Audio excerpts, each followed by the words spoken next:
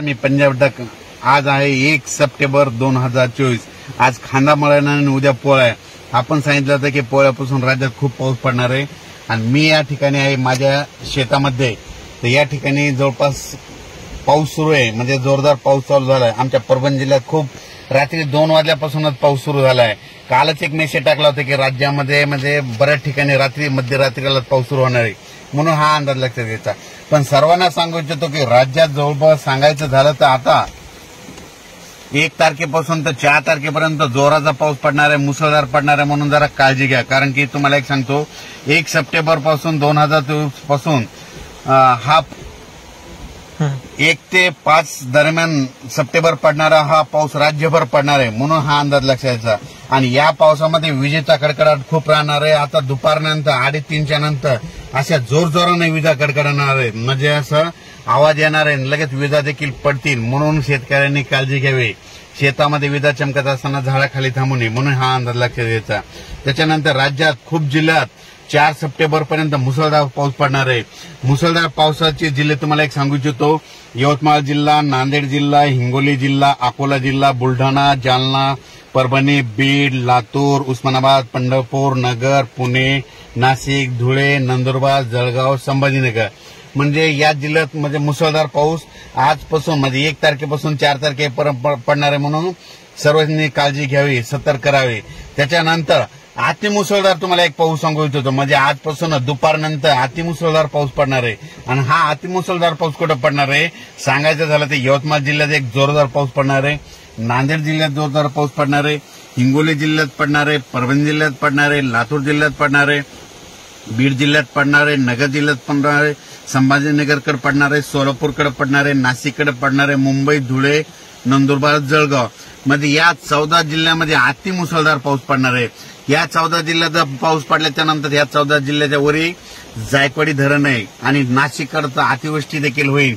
नगर आणि जालन्याच्या दरम्यान देखील अतिवृष्टी देखील होणार आहे. म्हणून धरण क्षेत्रातील लोकांनी, नदीकाठच्या लोकांनी काळजी घ्यावी, कारण की नदीला पूर देखील येईल, म्हणून हा अंदाज लक्षात घ्यायचा. आणि जायकवाडीच्या लाभ क्षेत्रामध्ये कॅचमेंट एरियामध्ये नाशिककडं, नगरकडं खूप मुसळधार पाऊस पडणार आहे. त्याच्यामुळे त्या नद्याला पूर येणार आहे, त्याचं पाणी जायकवाडीला येणार आहे. जायकवाडी जवळपास आजच सकाळची म्हणजे तिथून आलेल्या आकडेवारीनुसार जवळपास 85% जवळपास भरलंय. आणि तिकडून आवक क्युसेसनं खूप चालू आहे, 40 का 50 हजारांना चालू आहे. त्याच्यामुळे हे जायकवाड धरण उद्यापर्यंत ते 92 पर्यंत जाईल, म्हणजे 2 सप्टेंबर पर्यंत 92 जाईल. आणि त्याच्यानंतर आणि उद्या आज रात्रीचा पाऊस पडला तर त्याच्यात पुन्हा आणखीन फ्लो जास्त वाढणार. 1.5 लाख क्युसेसनं जर पाणी आलं तर जायकवाडीचं पाणी सोडावं लागणार आहे. जायकवाडीचं पाणी सोडल्याच्या नंतर जायकवाडीच्या खाली जवळपास 12 बंधारे आहेत मोठे मोठे नांदेडपर्यंत. ते बंधारे सगळे कोरडे येतं, ते देखील हे पाणी सोडल्यामुळे हे भरून जाते आणि सगळ्या परभणी जिल्हा असो, नांदेड जिल्हा असो, जालना जिल्ह्यातल्या शेतकऱ्याला या पाण्याचा फायदा होणार आहे. म्हणून ही खास करून शेतकऱ्याची आनंदाची बातमी देखील आहे.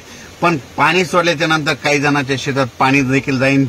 शेतकऱ्याच्या पाईपलाईन देखील आहे, त्यांनी तुम्ही आजच तुम्ही पाईपलाईन मोटर असेल तर काढून घ्या, नसेल तुमच्या वाहून जातील, म्हणून हे देखील लक्षात घ्यायचं. राज्यात हा पाऊस, राज्यातली परिस्थिती बघितली तर समजा राज्यात देशात बघायचे तर हा पाऊस तेलंगणात खूप पडणार आहे, आंध्रात खूप पडणार आहे, सगळ्यात जास्त मराठवाड्यात पडणार आहे, उत्तर महाराष्ट्रात पडणार आहे, मध्य प्रदेशला पडणार आहे, गुजरातला पडणार आहे, राजस्थान, उत्तर प्रदेश, आंध्र प्रदेश पडणार आहे. आणि तुम्हाला एक सांगू इच्छितो, हे जायकवाडी धरण आहे, हे जवळपास 85% भरलंय आणि त्याच्या कॅचमेंट एरियात बी पाऊस पडणार आहे. त्याच्यानंतर मांजरा धरण आहे, मांजरा धरणाचे कॅचमेंट एरिया म्हणजे लाभ क्षेत्रामध्ये तिकडे उस्मानाबाद तिकडल्या भागात खूप पाऊस पडणार आहे. त्याच्यामुळे नदीला पूर येणार आहे. मांजरा त्याचं पाणी त्या धरणाऱ्याला आहे. त्याच्यानंतर सिद्धेश्वर धरण जवळपास 60 का 62% झालेलं आहे. तर त्या सिद्धेश्वर धरणाच्या लाभ क्षेत्रामध्ये पाऊस पडणार आहे, त्याची देखील 75-80 पर्यंत जाईल. त्याच्यानंतर येलदर धरण 40-42% आहे. येलदर बुलढाण्याकडे, अकोल्याकडे तिकडे पाऊस पडणार आहे. त्याच्यामुळे लाभ क्षेत्रात पाऊस पडल्यामुळे येलदरी धरणाला देखील पाणी येणार आहे, म्हणून ही त्यांच्यासाठी आनंदाची बातमी. त्याच्यानंतर आमच्या परभणी जिल्ह्यामध्ये दुधना धरण आहे. या दुधना धरणाच्या मध्ये जालन्याकडे मुसळधार पाऊस पडणार आहे. त्याच्यामुळे त्या दुधना नदीला पूर येणार आहे आणि त्याचं पाणी आमच्या दुधनाला येणार आहे. म्हणून हे आमच्या परभणी जिल्ह्यातल्या सेलू तालुक्यातल्या आणि परभणी पूर्ण ह्या भागातल्या शेतकऱ्यासाठी ही पण आनंदाची बातमी, म्हणून हे देखील लक्षात घ्यायचं. तर सर्वांना सांगू इच्छितो की ह्या 5 दिवसामध्ये जोराचा पाऊस पडणार आहे, ओढे नाले वाहणारा पाऊस पडणार आहे.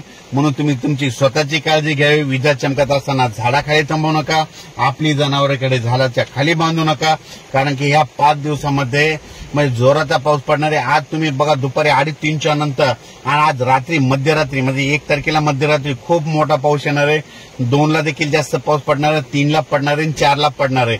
म्हणजे 5 तारखेपर्यंत पाऊस पडणार आहे. म्हणून हा अंदाज लक्षात घ्यायचा. 1 सप्टेंबर ते 5 सप्टेंबर दरम्यान म्हणजे पाथर्डी भागामध्ये करंजी घाट आहे, त्या करंजी घाटाच्या आसपासच्या एरियामध्ये छोटे छोटे तळे आहेत, ते पुन्हा आता परत भरून ओसंडू लागतील. म्हणून हे करंजी घाटातल्या सर्व शेतकऱ्यांनी बीड जिल्ह्यातल्या लक्षात द्यायचं. गेवराई भागामध्ये छोटे छोटे तळे काही भरायचे राहिले ते देखील भरून जातील. त्याच्यानंतर जालना जिल्ह्यामध्ये रोयलागड हे म्हणजे दुष्काळ पट्ट्याचा एरिया, म्हणजे पाऊस पडत नाही त्या रोयलागड भागात, तर त्या ठिकाणी जे तळे येतात ते देखील ह्या म्हणजे आज उद्या ह्या 3 दिवसाच्या पावसात मुसळधार पावसामध्ये भरून जातील. म्हणून त्या रोयलागड क्षेत्रातील सगळे त्यांच्यासाठी आनंदाची बातमी. त्याच्यानंतर गंगापूर, वैजापूर, कन्नड, माहोरा, धाड, भोकरदन, सिल्लोड या भागामध्ये छोटे छोटे खूप तळे येतात. तर त्या तळे काहीतरी भरायचे राहिले होते, तर आता ह्या उद्याच्या पावसात म्हणजे 1 ते 5 सप्टेंबरच्या पावसात ते देखील भरून जातील. म्हणून हा अंदाज लक्षात घ्यायचा. सांगायचं झालं तर राज्यामध्ये आता 5 तारखेपर्यंत जोरदार पाऊस पडणार आहे. म्हणून हे सगळ्यांनी अंदाज लक्षात द्यायचा. अचानक वातावरणात बदल झाला तर लगेच एक मेसेज दिले जाईल. पण सर्वांना एक विनंती की विजा चमकत असताना आणि त्याच्यानंतर झाडाखाली थांबू नका. आता नदीला पूर येणार आहे, पूर आल्याच्या नंतर आगुरीद्या करू नका, पुलाच्या फरशीवर पाणी आल्यास पुढे जाऊ नका. म्हणून हे देखील सर्वांना करण्याची विनंती आहे. आणि मी आज हे जे अंदाज दिलेला आहे हे माझ्या शेतामधून देत आहे. आणि हे परवा दिवशी आम्ही 30 ऑगस्टला आम्ही हे झाडं लावले होते. आम्हाला माहित होतं 31 आणि 1 तारखेला पाऊस येणार आहे, म्हणून हे सगळे झाडं आम्ही रोडच्या बाजूला लावलेले आहेत. म्हणून हे देखील ह्या अंदाजामध्ये सांगतो. अचानक वातावरणात बदल झाला तर लगेच एक मेसेज दिला जाईल. धन्यवाद.